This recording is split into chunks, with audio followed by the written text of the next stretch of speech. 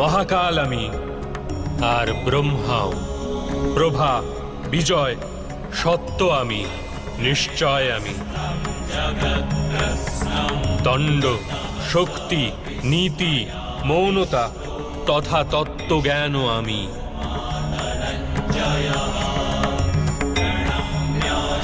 বাসুদেব আমি, অর্জুন আমি, বেদ ব্যাস আমি। এরূপ কিছুই নেই যা আমি নই।